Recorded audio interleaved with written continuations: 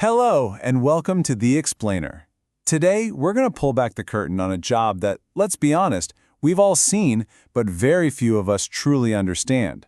We're talking about the real duties of a flight attendant, and I promise you, it is way more complex and fascinating than you probably think. You know the scene, right? You're settling into your seat, you see the cabin crew moving up and down the aisles, smiling, helping people with their bags. But have you ever really stopped to wonder, what's actually going on here? What are they really doing? Is there a system behind all that service? Well, there is. So let's dive in. The first thing you have to get is that their job is so much more than just serving you drinks and snacks. To really understand it, we need to unpack this fundamental dual role that every single member of the cabin crew is playing on every single flight. And this, right here, this is the absolute core of their entire job. Their primary role, the number one thing that trumps everything else, is passenger safety. Always. The comfort and service you get, the drinks, the smiles, the help with your bag, that is their crucial but secondary role. And once you understand that distinction, everything else they do just clicks into place. This is really where those two roles come together. Because while they are absolutely safety professionals first and foremost, they're also the literal face of the airline. This quote from our source material just nails it. They're brand ambassadors.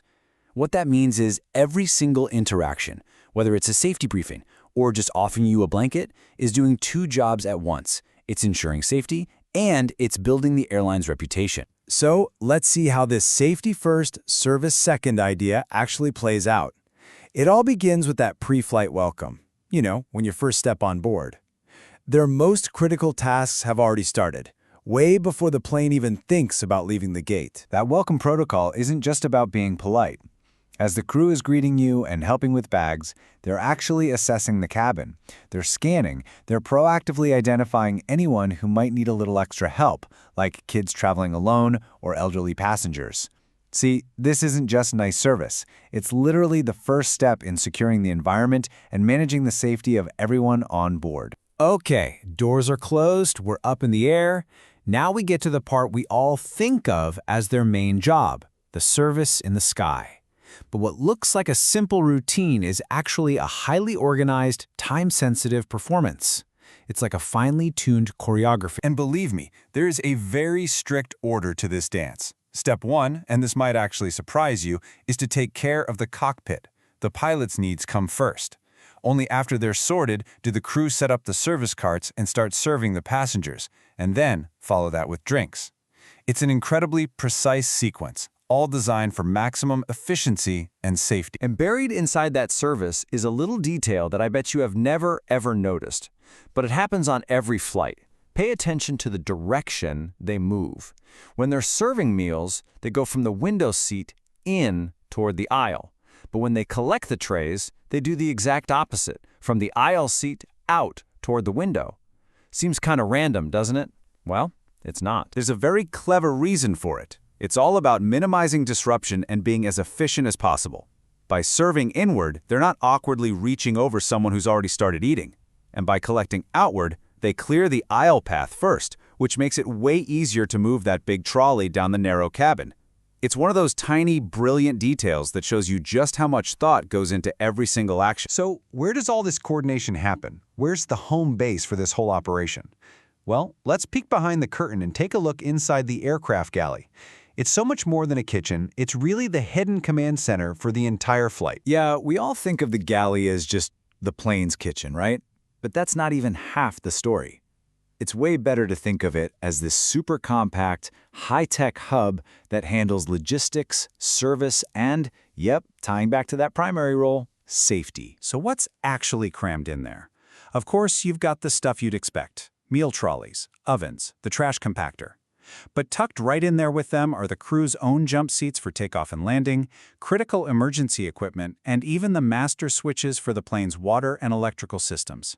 It's basically mission control crammed into a closet. And to give you a sense of just how serious this little space is, get this. The galley's ovens and chillers pull so much electrical power that the whole area has its own automatic shutdown systems just to stop it from overheating. That is a serious piece of engineering, hidden right there behind the curtain.